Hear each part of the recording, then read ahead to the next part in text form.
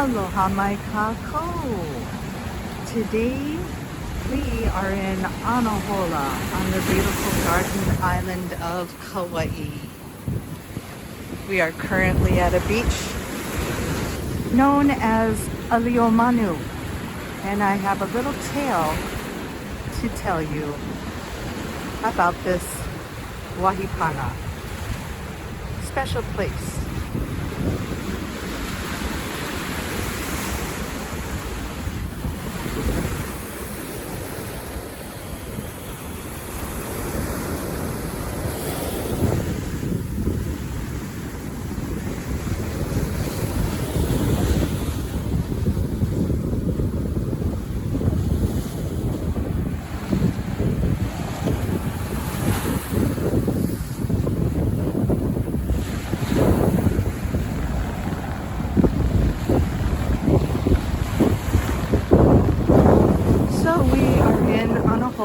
Kaua'i,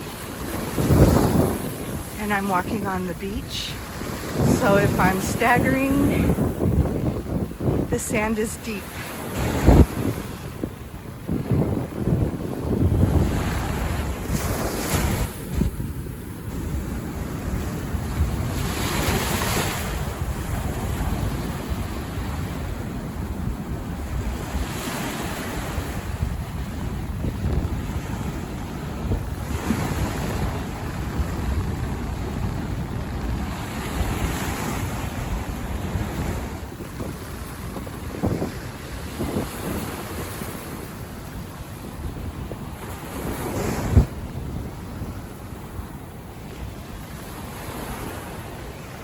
So we are in an wahi pana, which in Hawaiian means an area that has some significance to it. We are down here at beautiful ALIUMANU, and I'm going to tell you what that really means and the significance that the place name has, as most of them do, with something important that either took place at the area, a cultural site perhaps for religious or political activities. This one is a little bit of a fun tale, so to speak. It's a shark tale. The word ʻAliumanu means for a bird to dig as into food, perhaps a carcass, and that's what it is going to relate to here in this story. It is a story about the shark kings and the sharks that live in Anahola Bay, and this is a rough bay. This is not a bay that you come to if you do not know how to swim. This is an east side beach, and what I'm realizing is you can get pretty beat up out there even when it looks calm. But there's nothing between us and the coast of the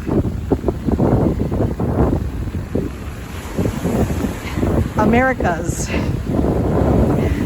All right. So the shark king down here, well, he used to observe the people in Anahola playing a game in which they would throw a rock into the ocean and they would dive down for it. The first one that came back up with it would win. So he was always bothering the players while they were swimming around. And so one day,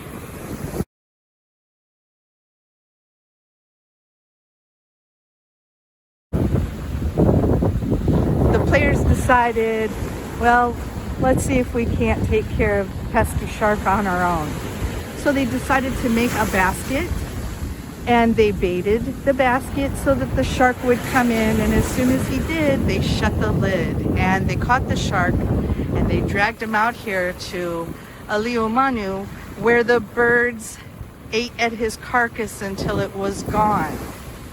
So that's the real name of the place, but it's traditional pronunciation and or spelling. And again, Hawaiian is a spoken language traditionally, not a written language, so pronunciation makes a difference in meaning.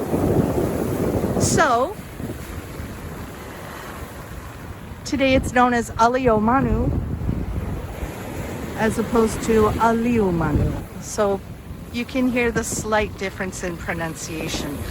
But this is what we are trying to promote now by using proper spelling on street names. There's a lot of promotion going on for the perpetuation and the promotion of Hawaiian language. And Na'uki KULEANA, that's my responsibility as well as my privilege. It literally said that on my degree from UH because I had it written in Hawaiian. And kuleana is a big word here in Hawaii. It has multiple meanings. It means privilege, honor, responsibility, and a whole lot more. And so I know in some of my videos where I'm rambling, I have used the word kuleana. It's our responsibility to Ma'alama, Mother Earth, and Father Sky. And so this is a lovely beach that has naupaka, the naupaka bush over there, in which you will see at most beaches. It has a little white berry that has a saline solution that drips out of it when you squeeze it. I can show you some other things that are here on the beach. These are the types of classes or courses that I took while attending UH Hilo in the Hawaiian Studies program. And it sounds funny and fun, and don't get me wrong, it certainly was. Our final exams were throwing luau, and I mean hardcore luau. We did not use paper plates. You used 2 fingers, 1 finger put a poi. You made sure you had plenty of all of your natural resources that you needed. So I'm going to point out a few things that are here on the beach because some are native and some are introduced. So what we have here is the iron pines. They're an introduced plant, but if logs could float, as some of them did, such as cedar and other types of wood, if they could float long distances, they made their way to Hawaii shores. And there are canoes that are actually carved out of some of those woods, old canoes, not just modern day ones that the people of Alaska donated to trees for Hawaii Loa, the second canoe after Hokulea that was made in a traditional Polynesian design. And that one might have even had some of its materials made out of traditional Polynesian resources, woods. Rope is hard to find these days, the traditional kind. They used a plant called olona. So iron pines are introduced, and then we also have, this is a haole kamani tree.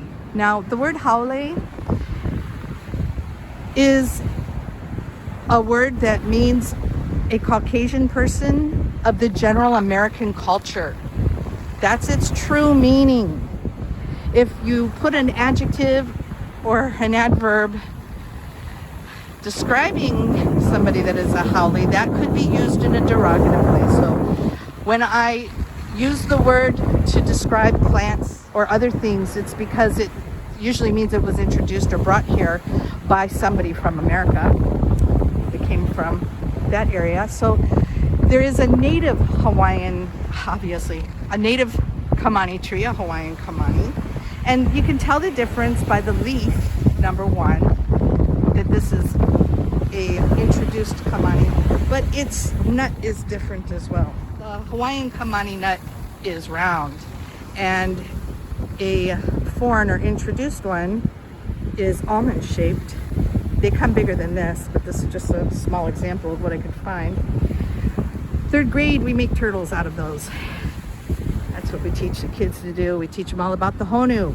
And you guys have been to HONU on my other videos. We have seen the turtle. This is the shell of the kukui. And because we're near a river mouth, you'll find a lot of them. And traditionally, the kukui nut lei was used to symbolize the ili or the small round pebbles that we have at some beaches in Hawaii. Not all beaches, because of their age and or the side of the island that you're on. But today they are made not so much in the style of a traditional small pebble. Oh, what do we got? A couple of seals out there? Oh, could it be? Is it? Could it be? Ah, buzzkill.